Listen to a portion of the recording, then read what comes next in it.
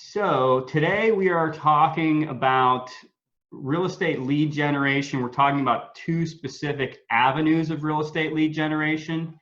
If you attended my last lead generation class, what we had talked about were a large list of resources that we use for generating leads. And I showed you a plethora of resources, but we didn't go into the specifics of it. So what we're doing today is we're going to go into the specifics of two different resources that we use, or two different techniques that we use to lead generate on my team. And for my team agents who are on here, the reason why I've asked you to be on here is so you guys know what we're doing, but I do not expect you to do any of this stuff manually yourself. So this is the stuff that goes on behind the scenes that we're doing for our agents in order to generate leads. And the concept of how it works is important, because as an agent on my team, they need to be able to relay that whenever they're taking a listing and saying, hey, this is what we're doing and this is why we're doing it. And I've always found with listing presentations that one of the most important things that you can do is educate your potential seller client on what you're doing and why it's important. If you tell them what you're doing, but you don't tell them why it's important, they don't know how real estate works. So they don't understand why it's important unless you tell them. So that's kind of the big thing that's missing from a lot of listing presentations, is there's no why. Tell them why, because that helps you convert the lead. So we will get rolling here. We're going to look at backlinks and SEO today. SEO stands for search engine optimization, in case you've been living in a dungeon for the last 15 years. The internet is this thing now, and search engine optimization has been extremely important, and it has changed over time. How the analytics work has changed over time. And it's important for you to understand how those algorithms work and how search engine optimization works, so you can get placed higher in search engine rankings. And we're going to look at a little bit of that today.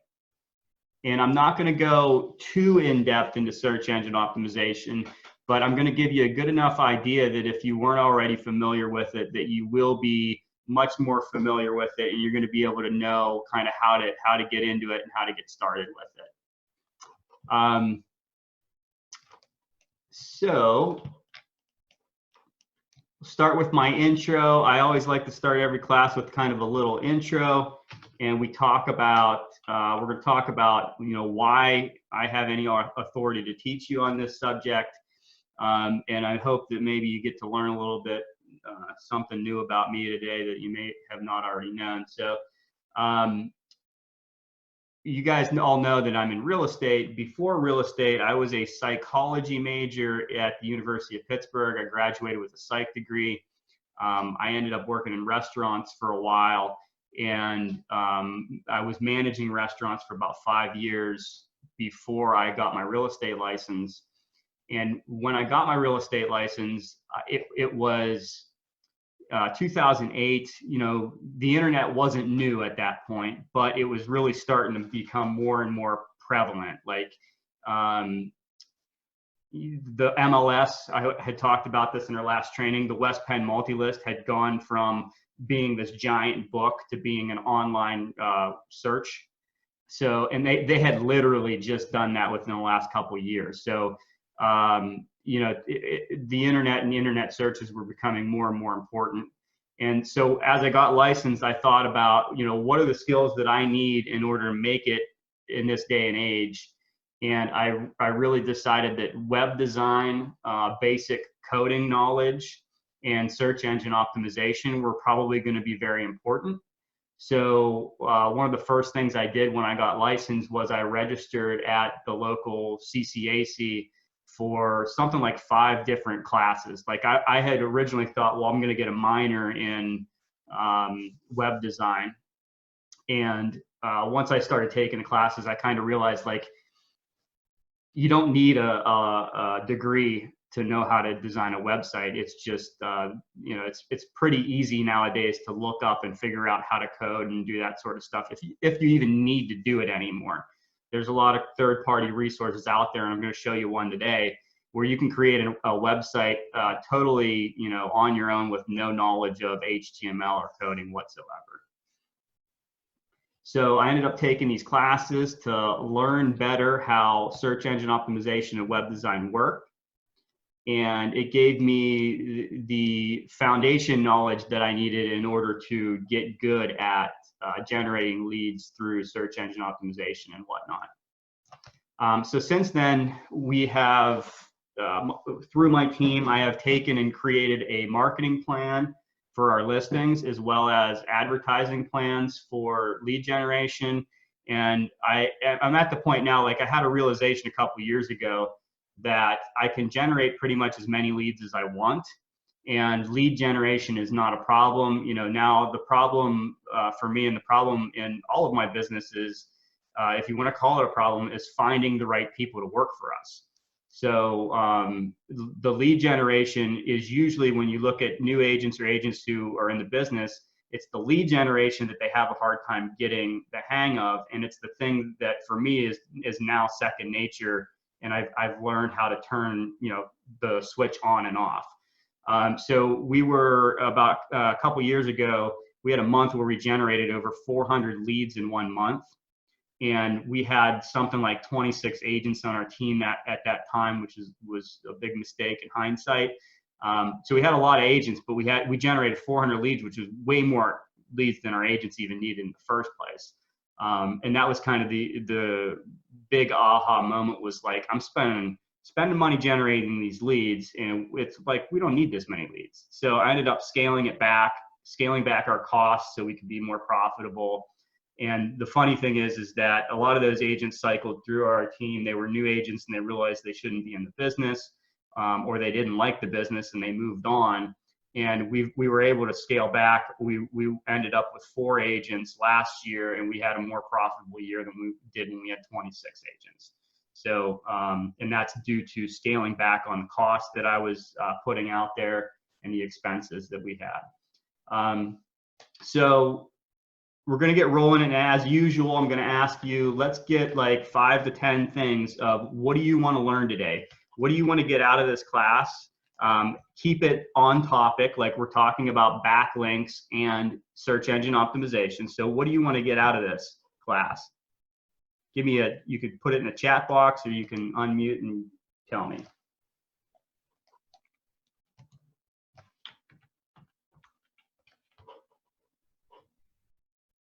How to generate 400 leads a month. Well, we're not going to do that today, but we'll show you how to generate a good amount of leads per month from these 2 resources, and then you can expand on that. SEO phrasing, that's really good. So how to do it, SEO phrasing. What else? I'm taking notes here so I don't forget what these are.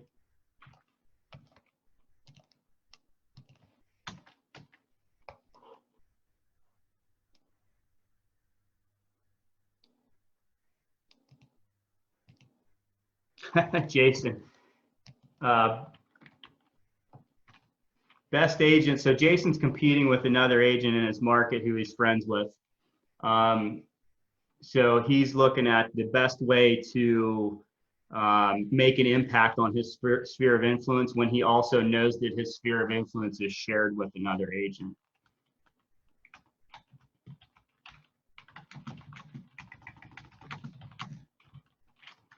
Okay. How many follow-ups convert a Facebook lead? We can touch on this. That's probably another good hour and a half class. We will touch on that.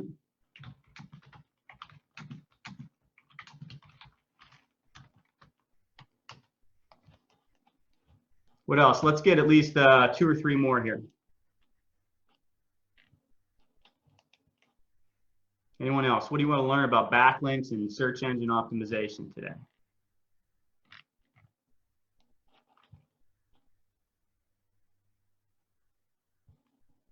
Backlink workarounds. Jen, if you want to unmute and kind of give me an example of what you're talking about. Well, I know Sue mentioned what she said, but maybe not everybody was on the call at that point. When you talk about backlinks, are you specifically talking about the one that that used to be through KWLS, or are there others? Like, where are you getting those? Okay, yeah. So we'll use Craigslist as an example for that. Okay. So you're talking about like tricks where you can get backlinks in where Yeah. other people aren't even thinking about it. Yeah. Yeah. Okay. Well, yeah, we'll look at Craigslist as an example for that because that's a really good one. Okay. Thanks. Yep. Facebook Marketplace would probably be a good one too. Yeah.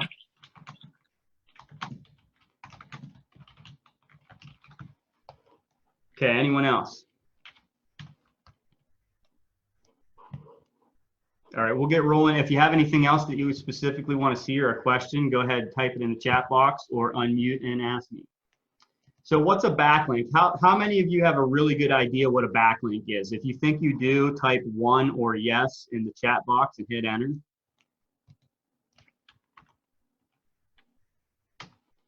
And how many of you are using backlinks? So that's kind of the most important thing is, are you using backlinks? Are you utilizing backlinks?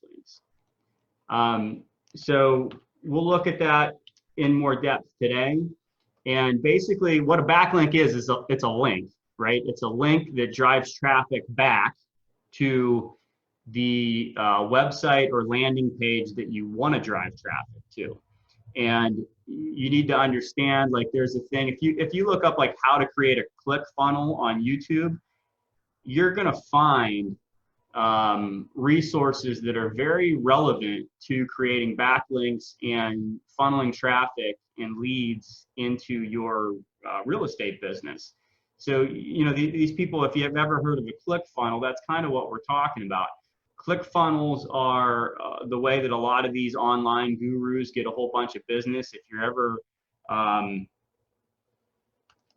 you are ever online and you've got like the guy that's trying to tell you how to do Amazon FBA and they're trying to sell you a course on real estate or marketing or listing presentations, they want to sell you a course. They usually have backlinks, and what it is it drives you all to the same landing page. And then on that landing page, it funnels you down to a submit button where you're going to enter them information. And then once you enter them information, they're going to use things like Google or Facebook Pixel and Google Analytics and whatnot to retarget and put a whole bunch of ads in front of your face all the time. So it looks like this person who's trying to sell you this thing is everywhere. Like, they're absolutely everywhere.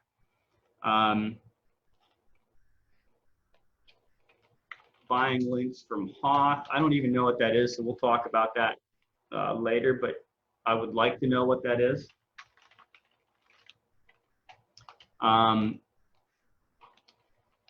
So I'll screen share with you, and I'm gonna show you an example of backlinks and how backlinks work.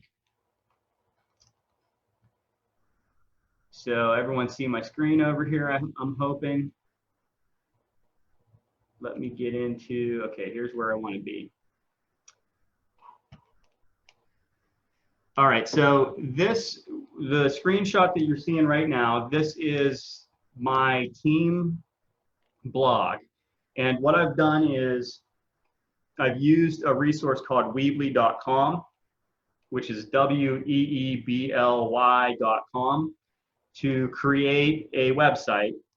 And I use the website for search engine optimization and lead capture. So one of the things that was like a big issue with our local MLS system years ago was that agents were not allowed to have their own IDX pages and search engines on their pages. So the workaround for that was for me to create a website like this. And then if you're at the home page or you end up in other areas, there's these links that drive traffic to the IDX page. So we were able to kind of bypass and in order to circumvent those MLS rules, we had two different websites running. Now it's not so important because agents are allowed to have IDX finally in the West Penn multi-list. So if you're an agent for whatever, ABC Brokerage, and you do not want to be driving traffic to ABC Brokerage's website, you can create your own website and have your own internet IDX home search on your website, and it can be totally branded with your information and your team. It does still have to be branded with your brokerage, just like a business card would, but you can control it and you can control all the traffic that goes to it. So we created this years ago, and one of the things that we use in order to drive organic traffic is we use this blog post. And instead of me posting things about real estate and blog tips and articles and stuff like that, what we do is we post our listings up here. Every time we pull in a new listing, we put a quick blurb about the listing, and then we will put backlinks in here, which drive traffic back to the landing page for the listing. So the idea with the blog is that we use search engine optimization to drive traffic to the blog post. And then once the traffic's at the blog post, then we use the backlinks to drive traffic to the property information pages. And then we get people to register on those property information pages and therefore get leads out of it. So this is how we funnel traffic to our IDX landing pages. And we're going to look at this property here as an example, and I'm going to show you why search engine optimization is important, first of all, and how it's working. So you can see how this works, right? So let's say you're an investor buyer and you want to find a cash flowing triplex in Pittsburgh. What would you search if you just went into Google and you were trying to search for that? What would you search? Like probably cash flowing triplex for sale in Pittsburgh, right? Something similar to that. So let's do cash flowing triplex for sale in Pittsburgh.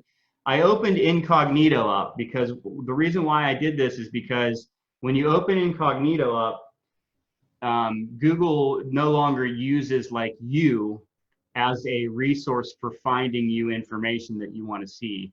So if you look at like, if you were doing a Google search and you weren't using incognito, Google's been following you around and they know what you're interested in. So a lot of times they're going to put stuff up higher in the search results that you may not normally find in the search results if you were just wanting to do a regular organic search and see organic search results.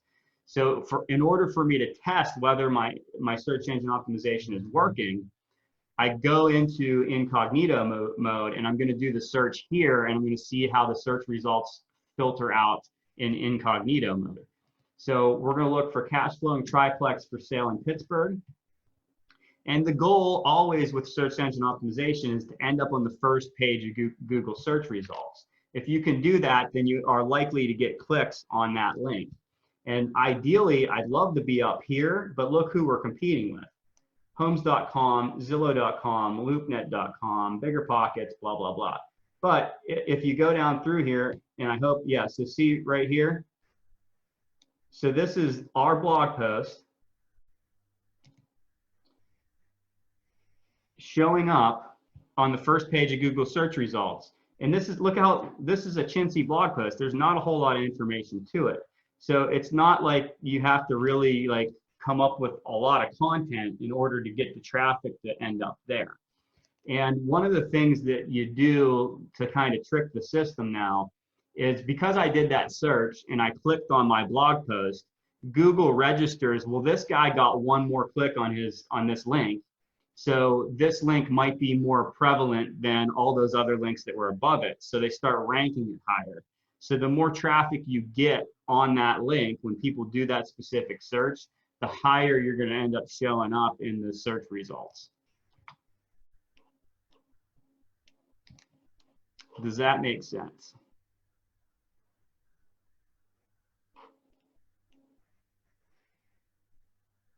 Okay, so you guys get how that works?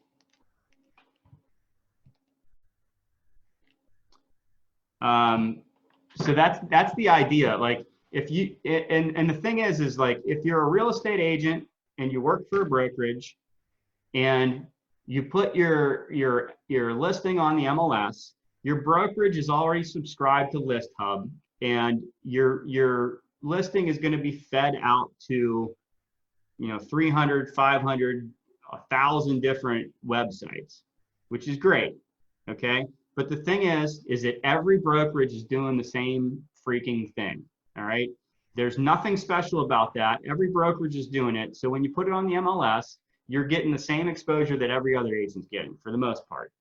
And if you, now, you don't have to do this, but if you want to supply a higher level of service and marketing to your listing clients, and you want to generate more leads for yourself, then that is why you would do this. All right. If you don't want to do it, that's fine. But if you want to kill it and make more money and have more leads and be able to cherry pick leads and grow a team or grow a business and never have to worry about paying Zillow for leads, then that's why you would want to do this stuff. It's way cheaper for me to pay an admin to help do this stuff than it is for me to pay Zillow $2,000 or $3,000 a month for the same amount of leads. All right.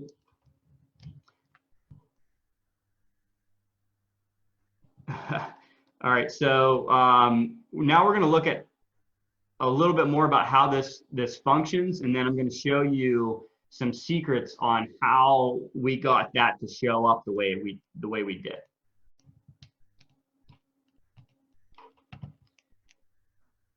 All right, so I'm going to get out of incognito mode here. We're going to go back to this blog.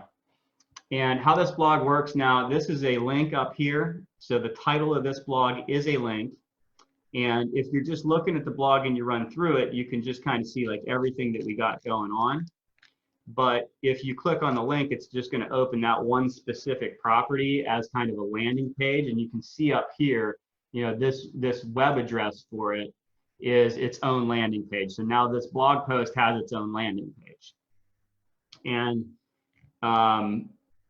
you see that I've liked this here as well. So the more people that share it and like it on social media, the higher it's going to show up in search results as well. And we're doing a pretty bad job at this right now, believe it or not. So in an ideal world, what I would like my admins to actually do is that they would create this and then they would share it on social media and ask people to like it. And then we'd be able to get it to show up even higher on search results and maybe take over Zillow. Unfortunately, there's only so many hours in a day, and we're doing triage, so our admins have to focus on more important things. But in the future, as we grow the business, I'm going to have more focus put on the sharing of this sort of stuff. So if you look here, we got the link here. I don't know what that links to. Let's see. I think that takes you to the same place. No, it doesn't. I don't know why that link's in there. Well, anyway, it says here, for more information, click here. Now I'm going to show you where that goes, and you're going to notice one important thing. When I click on that link, does it erase and get rid of the tab that I was on? No, it doesn't. That tab's still here. It opens up the link in a new tab. Okay, so if you're going to do this sort of stuff, you want to make sure that your link is being opened up in a new tab, because what you don't want to do is drive your potential lead away from your website permanently, right? So what I want them to do is I want them to click on this. It's going to open up the property information in a different tab. And then if they don't like it and they just exit out of this, they're going right back to the blog post and they can continue looking on my website. Okay, so we want to keep them on our websites as long as possible. So if they're interested in this property, they're going to click this link and it's driving them. So that's a backlink because it's driving them back to our landing page for the property, which is where we want them. And if you notice up here, this is my subdomain within kw.com. Most brokerages in Pittsburgh and in the country even have an IDX system and have subdomains for their agents. So If you're an agent for another brokerage and you're not a KW agent, you can still do this. I'm not like trying to pitch you on KW only stuff here. You can still do this on your own. You just need to figure out how your subdomains work on your brokerage IDX site.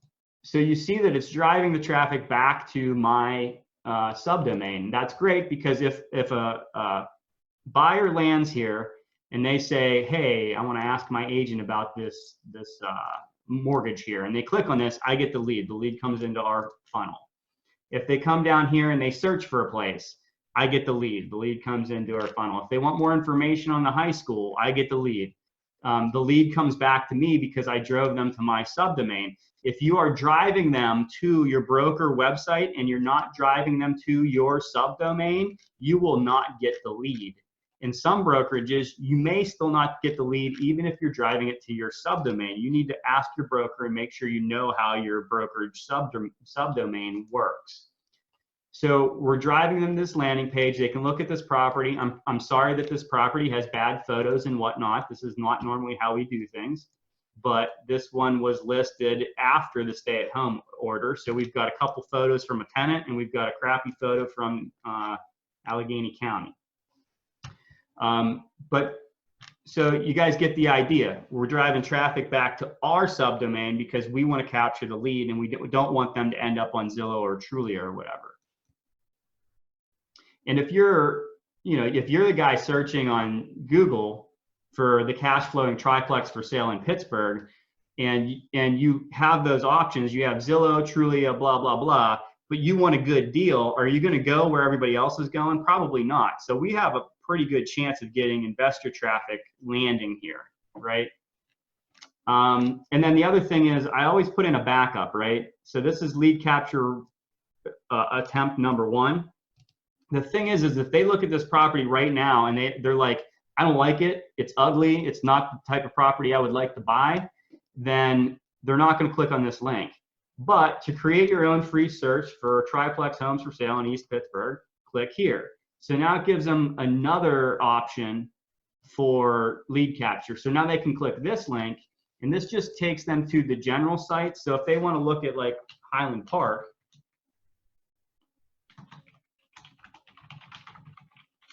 now they can get in here and they can keep searching, and I can keep them where I want them, which is on my site and not somebody else's, on my subdomain and not somebody else's. I don't want them going into the broker subdomain. I want them on my subdomain. And then they can go in here, and if they like a property, they can click like, and I'm pretty sure if you like it, it's going to ask you to register.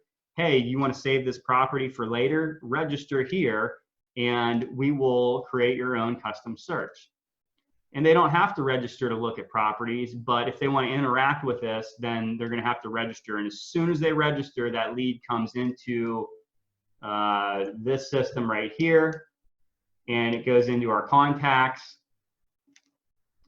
And we capture that lead, and then we're able to work that lead through our CRM system. And most brokerages are set up like this. You need to make sure that it functions properly, and you want to make sure you know very well how it works. But most of them have a CRM that's linked with their subdomains and whatnot.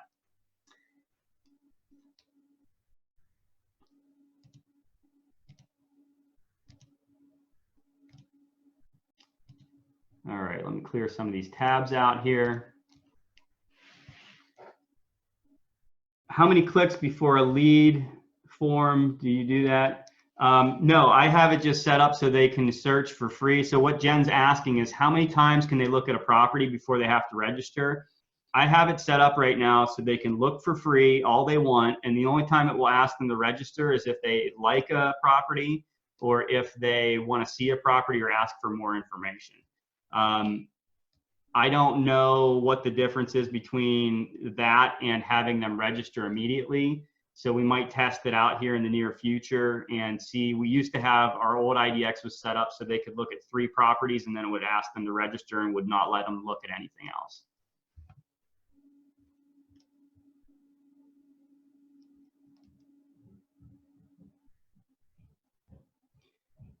Is there any way you can make property blog posts through the Homekeeper blog that can be added to the KW website, or do you have to use a different blog? No, Alex, I don't know. I didn't look into that yet, so I don't know how that works.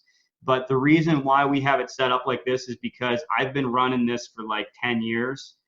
This website was 10 years old, and it was created as a workaround for our situation in Pittsburgh, which was not the situation in the rest of the country. We were one of two multi-list systems that did not allow agents to have their own IDX. So this was a workaround for that.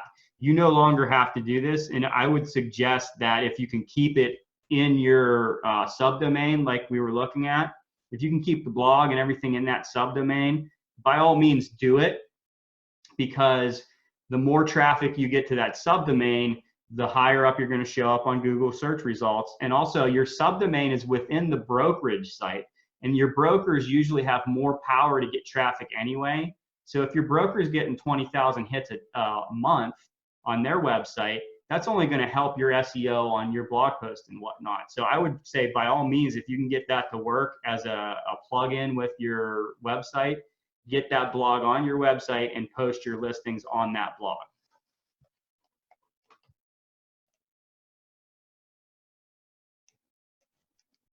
And back in the day, I know,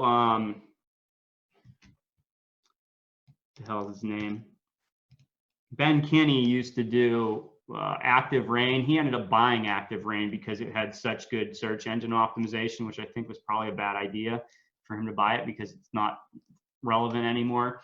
But he used to go and use Active Rain for blog posts for his listings because it had such good search engine optimization already built into it.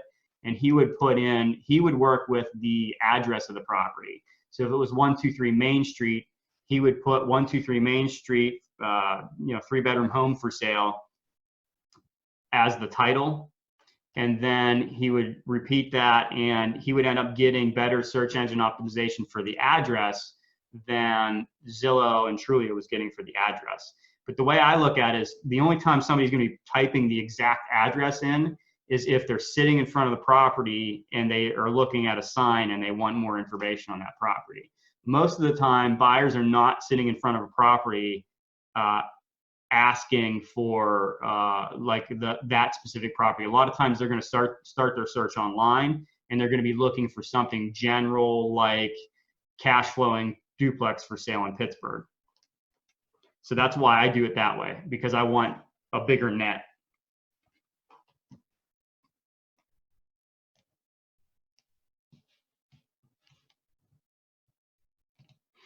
Yeah, it is.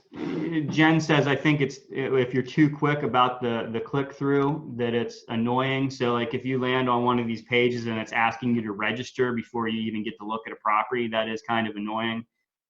We were getting pretty good results. We would let them look at three properties and then would ask to register, and we were getting good results.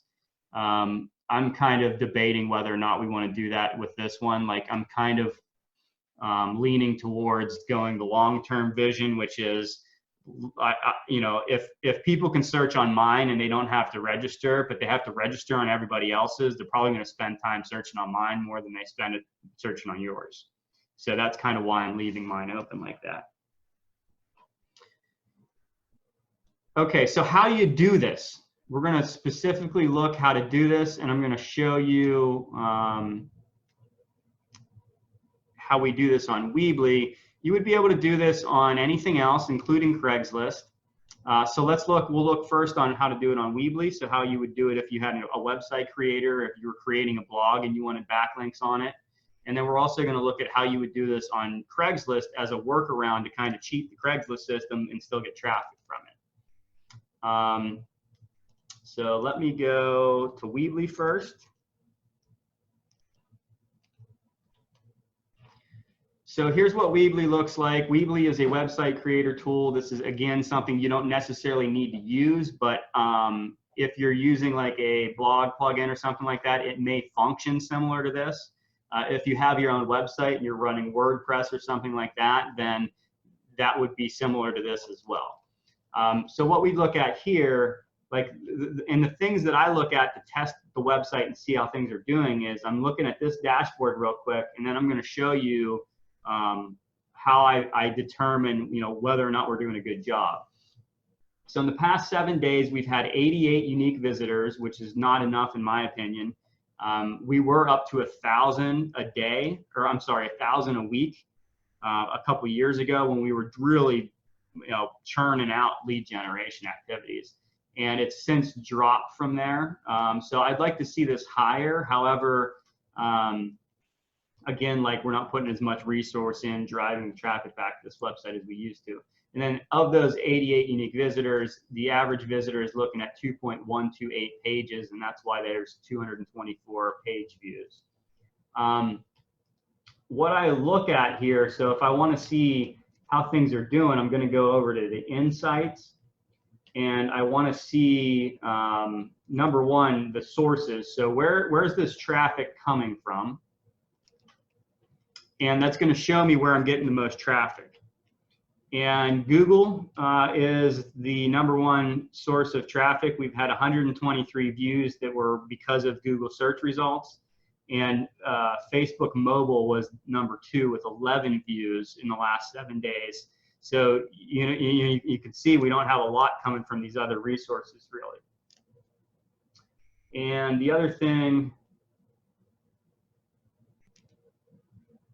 I believe it's traffic or maybe site activity. I'm trying to find where it shows you. Yeah, site activity. So here it's showing you how many people are looking at the specific pages. So we've got like probably hundreds of pages right now that are on this website. So we've got traffic coming into all these other different pages, which actually boosts this website up for search engine optimization purposes. So kind of the thing to get out of this is if you're going to go for search engine optimization, you need to really focus on the long game. And it's going to take you years to create a big website with a big footprint. And that big footprint then is going to bring organic traffic into you. So this is something that you have to start and be very consistent and persistent with over years. And again, like this website, I started it, I think like 10 years ago. So we've got like this sort of stuff here. So this page name right here, this is our home page. So out of all the views, we've had 202 views in the last month have come into just the main homepage. So somebody just going to the DustinNulfTeam.com or somebody who Googled the Dustin Nulf team and then clicked on that link, which brought them to the homepage. The second one is the About Us. So we've got a lot of people who are like spying on us that are looking at our team and About Us, and they want to learn more about us. And that could be like if I have a listing presentation coming up with somebody, they could be Googling my name and then clicking on About Us to learn more about me and the team. So that's good traffic. That means people are doing their research and they're finding us. Team resources. But what I want to show you here is if you go down the line, like look at these here as they go. You get some of these are like only 9 hits in a month. That's not a whole lot. And as I look at this, what I'm disappointed by is we have a lot of Pittsburgh neighborhood landing pages that give you the backstory on the neighborhood. And they also, they generate leads as well, but they give you the backstory on the neighborhood and they tell you things that you could be doing for nightlife. And we don't have like hardly any of those showing up here right now, which means that there's something going on. And I can tell you more than likely what's going on is we haven't updated those pages in a while. And there's links on those pages that are broken and don't work. And Google says, I don't like that. So Google's not putting those pages up in the search engine optimization results. So we need to fix that in order to improve our SEO and therefore get more organic traffic. And that's why you would want to watch this if you have a website where you can watch, the traffic that's coming into it. So this is the back end of Weebly. This is how you look at your website. If you're going to edit your website, this is what it looks like here on Weebly. And again, like I don't expect you to use Weebly, but the functionality of it is going to be very similar to any other sort of website editor or blog editor. So when we come in here, if I want to edit this blog, I'm going to click on it and it's going to open it up and let me edit the verbiage and everything. And I'm going to show you an example here well, this one's a great example because I don't know why this link is in here. This link should not be in here. So I'm going to click on it. And when I click on where that link is, it shows me the link and it says I can change it or remove it. I'm going to remove it because it shouldn't be in there. I don't know why it's in there. So now it's gone. And I'm going to click update over here. It's going to push it out and update the website immediately. And once it's done loading, I'll show you that that actually worked. I apologize for the delay. It seems like the internet services have been extremely slow since we've all been working at home. So now the link's still here, but let's refresh the page. So now the link's gone. We removed that link. If you want to create a link, we're going to go back in here. We're going to edit and create a link. And I don't like the way this is worded actually, so we're going to change this. To create your own free search for, we're going to say multi-family homes for sale in Pittsburgh. So that kind of generalizes it a little bit more. So we don't want somebody to think that they're only going to get properties in East Pittsburgh if they click that link. So now they can do a search and they can find any property in Pittsburgh or any multifamily in Pittsburgh. So that's going to make that more attractive to somebody. This link doesn't stand out very well either. So that's another thing that I would be looking at is how do we make it stand out? Let's turn it purple. I'm going to turn this one purple too because I like them all to be the same color. And here's an example link. Now, and I'm going to show you a trick. Like if you're doing let's say you're doing a blog post on a neighborhood. Like let's say you're doing a blog post on the Bloomfield neighborhood in Pittsburgh and you're talking about how cool Bloomfield is. And you want to create a backlink that's going to drive traffic back to your IDX site and it's going to capture anybody who wants to find a property for sale in Bloomfield. I don't know if I can move this thing here. My screen share console is getting in my freaking way. So we're going to go to my subdomain. So that's my subdomain landing page. This is the general page. And we're going to find ourselves a link that we can use that's going to create a Bloomfield link. So Bloomfield, Pittsburgh.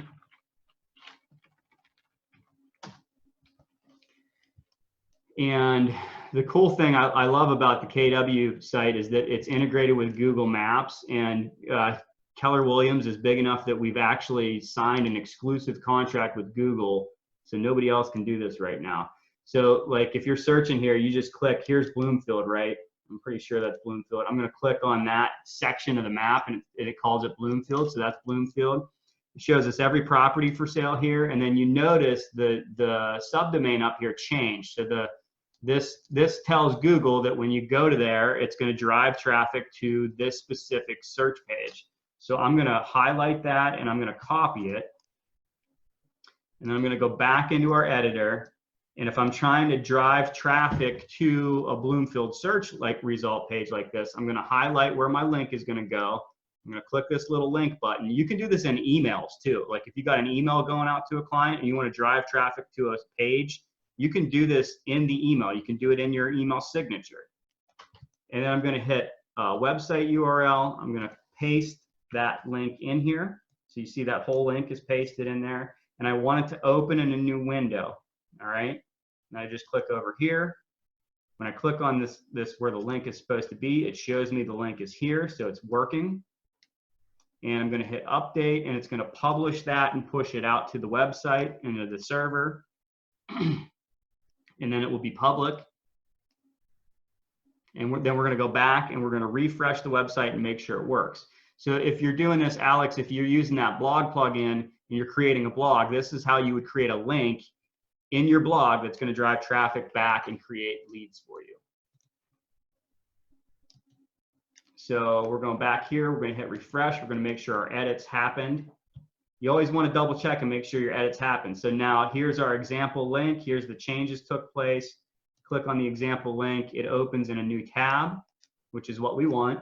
And it's going straight to that Bloomfield search. And we're going to make sure that we get the correct search results and everything's working.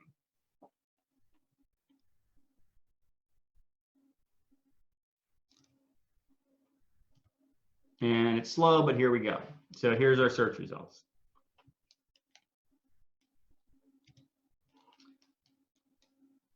All right, so everyone get that? Everyone understand how that works?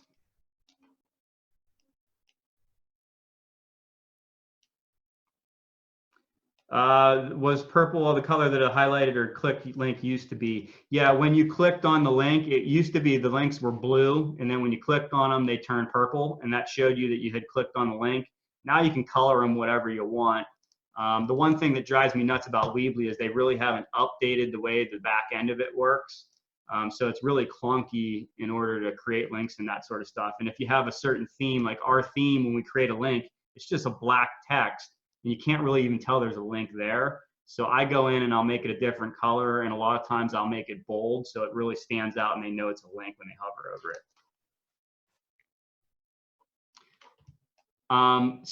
What are some other reasons why you would want to do something like this?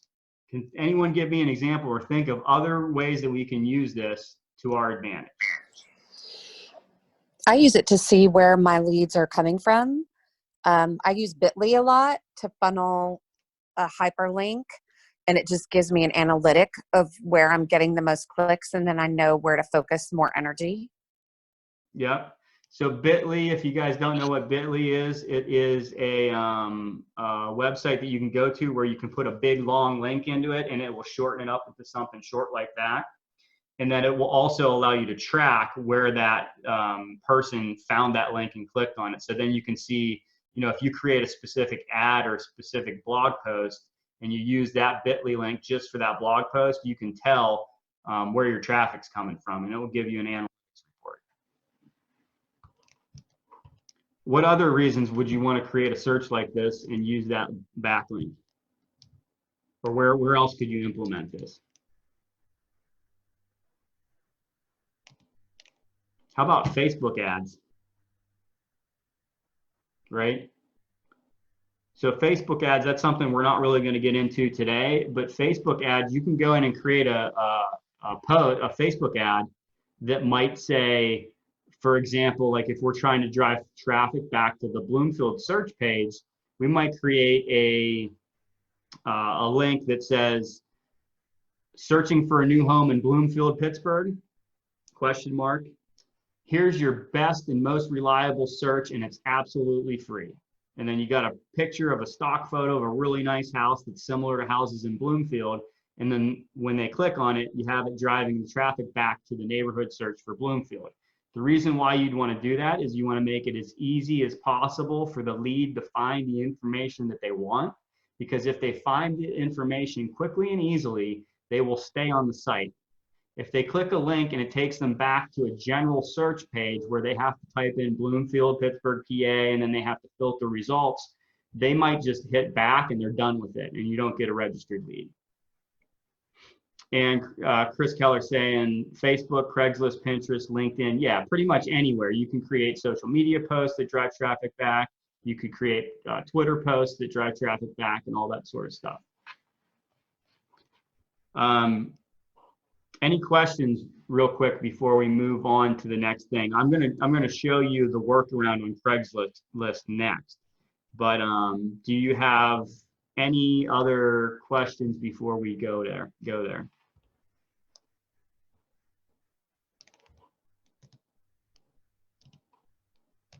All right, here we go.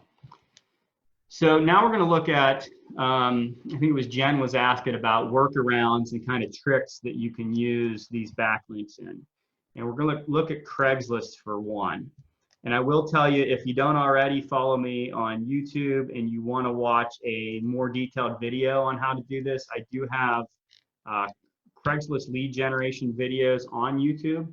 So you would definitely, if you just go to YouTube and search Craigslist, Dustin Nulf, you're going to find my videos. This same concept can be used with Facebook Marketplace.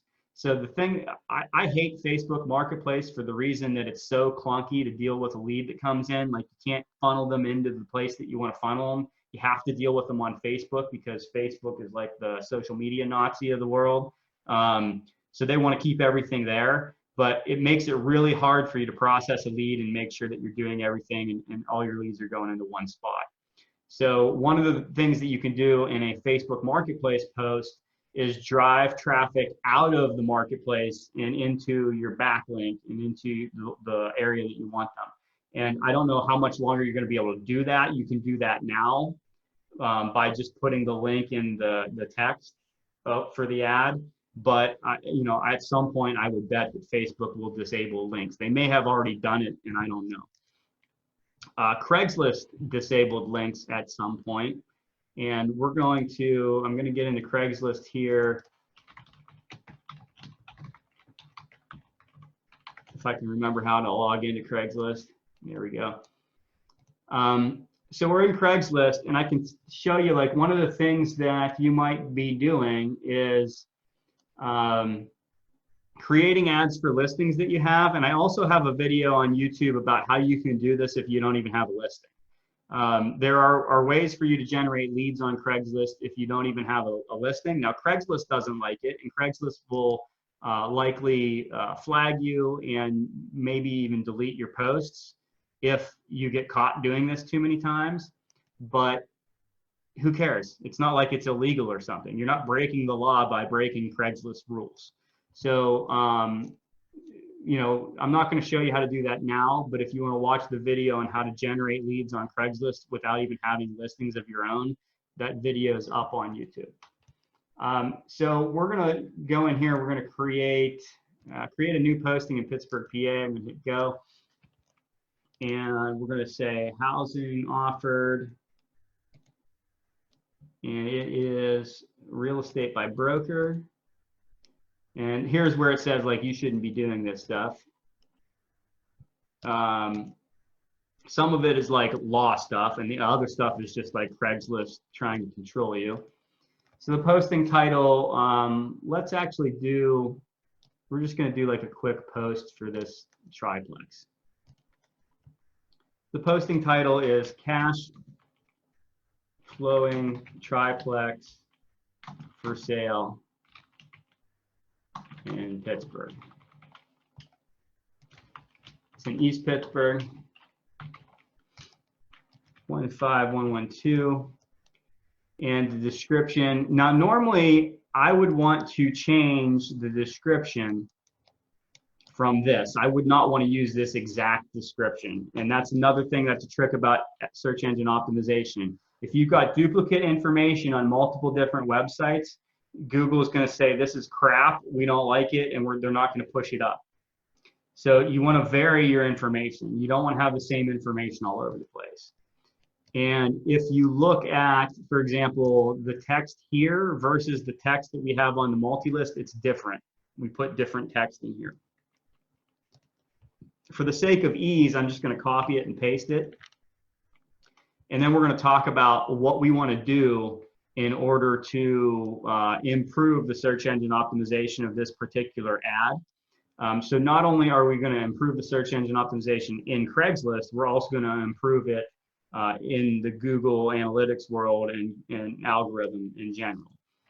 So one of the best tips, and the first tips that you're going to use for search engine optimization, is repeat your title. You want to have a title, and then in the body of the text or the content, the first thing you want to do is repeat that title. So I'm going to copy this because this is different than this. This says East Pittsburgh.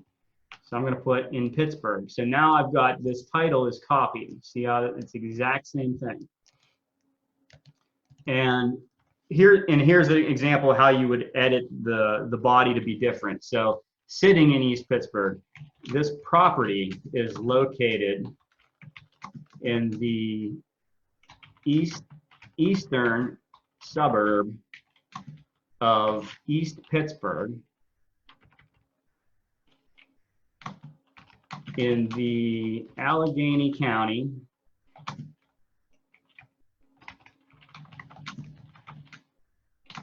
Pittsburgh metro area. Okay, and now let's analyze that sentence right there. Okay, This property is located in the eastern suburb of East Pittsburgh in the Allegheny County, Pittsburgh metro area. What did I do by adding, actually I'm going to continue sharing this so you can read it still. What did I do by adding that extra nuance to this sentence? And if you want to tell me, don't do it in chat because I can't see chat right now. So unmute and give me a guess. What did I do by adding that stuff? There's a lot of Pittsburgh in there. I repeated Pittsburgh several times, yes. Why would I do that? Because we want it to pop up. Exactly. Okay, so what I've done here is not only have I changed the text from the blog and updated it and changed it a little bit so we're not getting the repeat posts all over the place, I've added keywords, right? So here's our keywords, and this is super important for search engine optimization, is the keywords that you use, the phrases that you use, and the long tail phrases that you use. There's 3 different things. So a keyword is property, okay? And actually, I'm gonna put this property for sale is located. I'm gonna add for sale to that. So now property is a keyword, property for sale is a phrase, and cash flowing triplex for sale in Pittsburgh is a long tail phrase. Okay, you guys get that? So there's 3 different main keys that you want to focus on when it comes to search engine optimization and phrasing.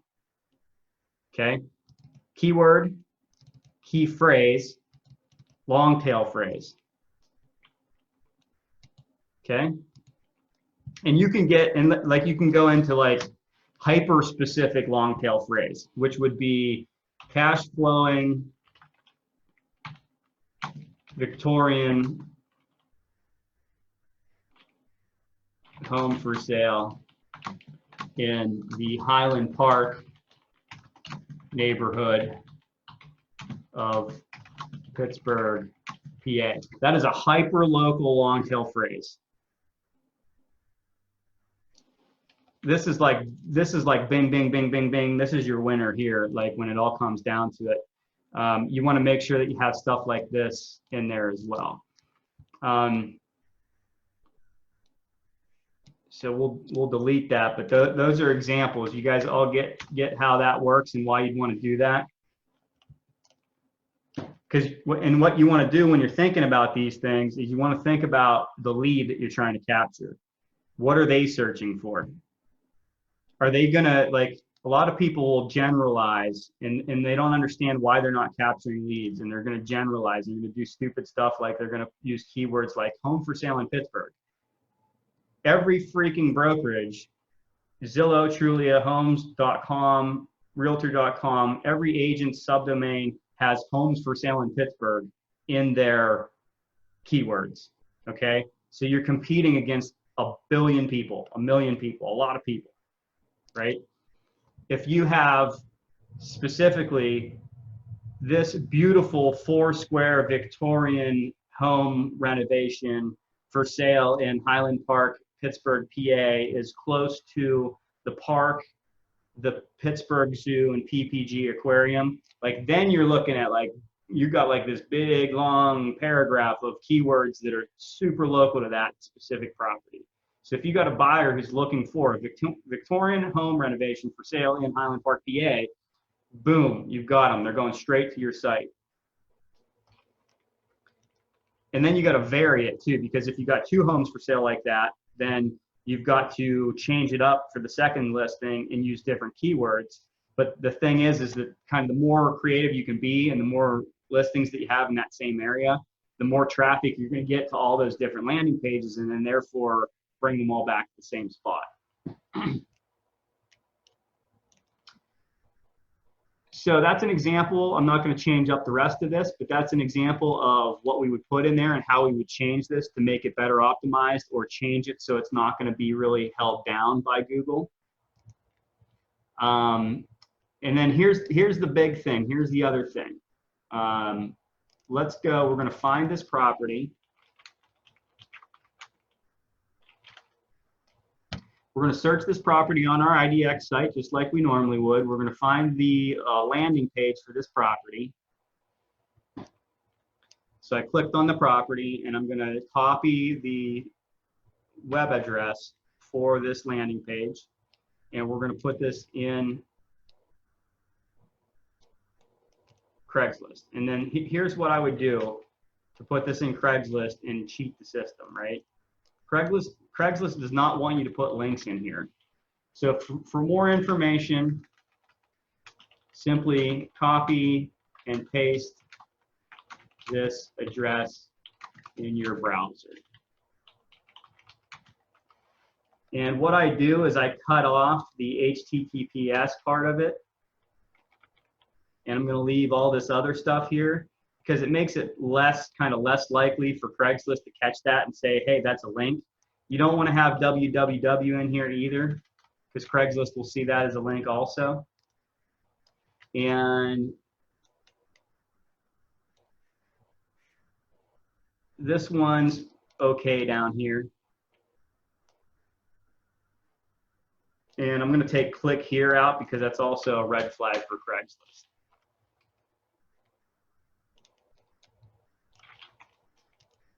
And that's it. Now, I would normally have my signature on here, my cell phone information and all that sort of stuff is going to be put down here. So if somebody wants to call me or text me about it, they can also.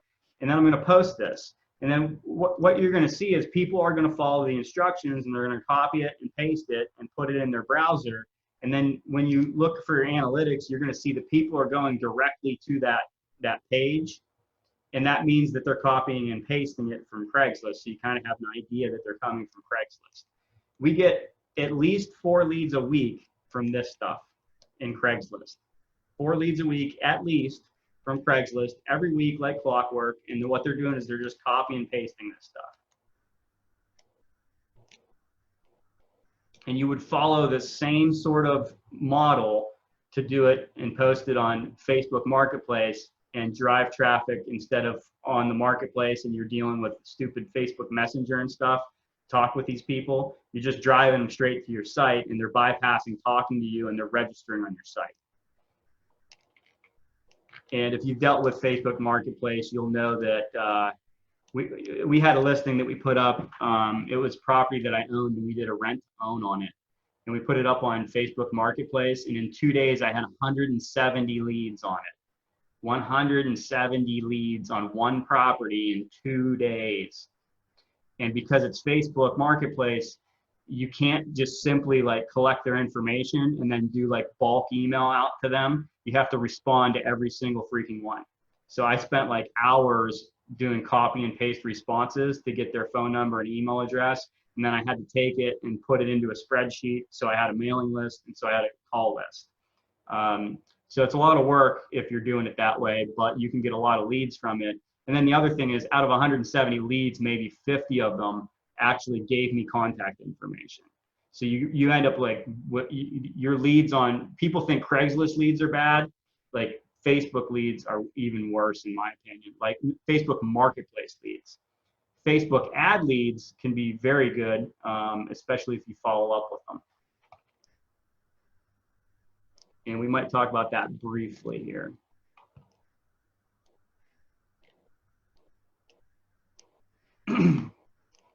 Okay, what else? Any other questions? I'm not going to actually post this ad because we already have an ad running for that.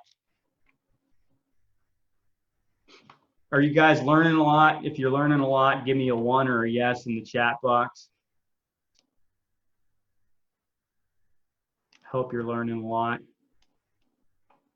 And this is, you know, again, for our team agents that are on here, this is what your split pays for. I mean, this is what we're doing in the background, and this is why, you know, you guys are able to get leads coming in where, you know, you don't see a lot of the stuff going on in the back. This is the stuff that Kelsey and Kelly and Nolan have been doing. All right. So let me double check my list of things to accomplish today.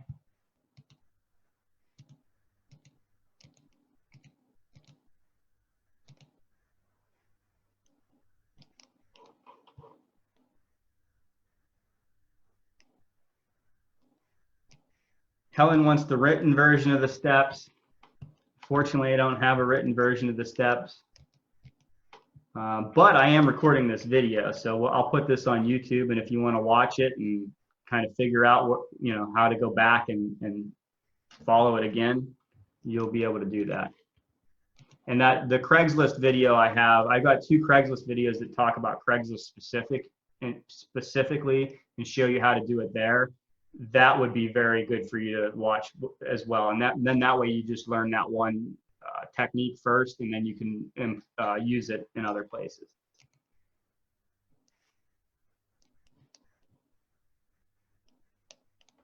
That's kind of it. So yeah, I wanted to know what this Hoff thing was, so I'm going to check out that website there.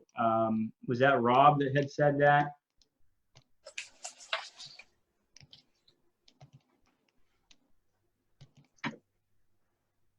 Is Rob still on? I don't think he is.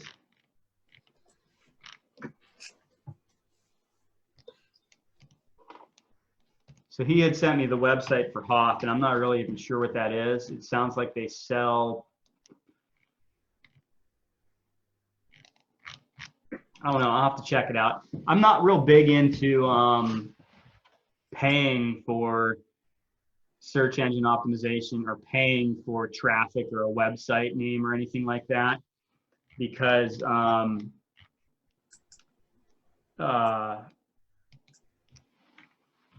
I'm posting the link in the chat, hoff.com. It says like it's an SEO, content, and PPC provider. So they might do content for you in SEO consulting. I haven't been real big on paying for that right now. Like if I pay for it, I'm paying my in-house people to do that sort of stuff, or I do it myself.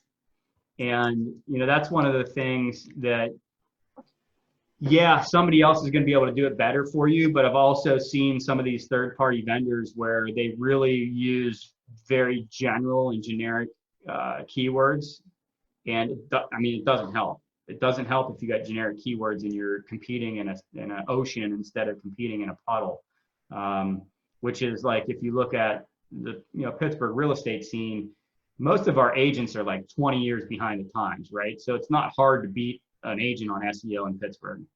All right, and that's how I did it. Like if you go, I'm pretty sure if you look up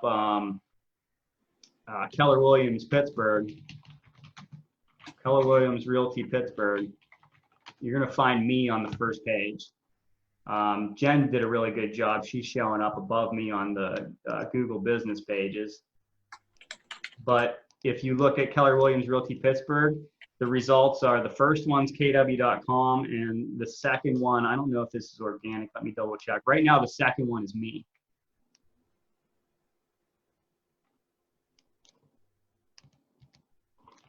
And that's the thing. Like I had people who were specifically searching for Keller Williams Realty in Pittsburgh, and they were buyers and sellers, and they were searching that in order to find an agent because they wanted to work with a KW agent, and they were calling my direct line saying, hey, I want to sell my house. And we're like, where did you come from? And they said, I just Googled Keller Williams Realty Pittsburgh. So we were getting leads that our office was supposed to be getting, but our office didn't do as well on the SEO game as I did. So, sorry. So, yeah. So that's why SEO is important. And if you look at it like, and you look at Google business pages, so here's like an extra free tip.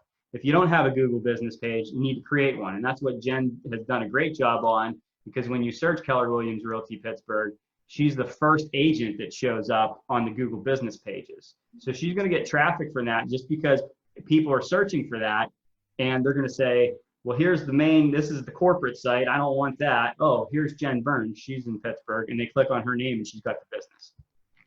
And then you want to look at that also broken down. And that's one of the things that I've worked on, is to kind of bring it out to other different like tentacles, right? So at one point, I don't know if I'm still on there, but at one point, yeah, I'm still on the first page for Highland Park too. So if you search Keller Williams Realty Highland Park, then we're on the first page of that too. And if you get hyper-local, Keller Williams Realty, Highland Park, Pittsburgh. Jen Burns beats me again. Damn it, Jen. She's got me on the Google business page, but we're #1 search result then on the actual organic Google pages. So that's why SEO is important. Like if you know it and you understand it and you look at these other resources that you can use and you start putting a keyword here, a key phrase here, and then a key phrase here, and you grow it over time, then it starts to trickle into where you're getting those random people.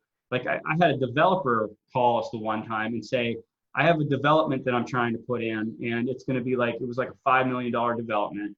Unfortunately, it didn't work out. He ended up backing out of it and turning it into commercial space. But he ended up on my team website because he searched Keller Williams Realty Pittsburgh and came to my team website before he went to our office website. And we were able to talk to him and convert him. And we were working with him for over a year on that development. And we didn't sell a damn thing, but it was a lead that we wouldn't have had otherwise. And it's a relationship we still have. And I'm actually about to bring him another development opportunity shortly. So at some point, it's going to be a multi-million-dollar sale because of search engine optimization. If you got any questions, unmute, let's talk. If not, then we are at the end of the show today.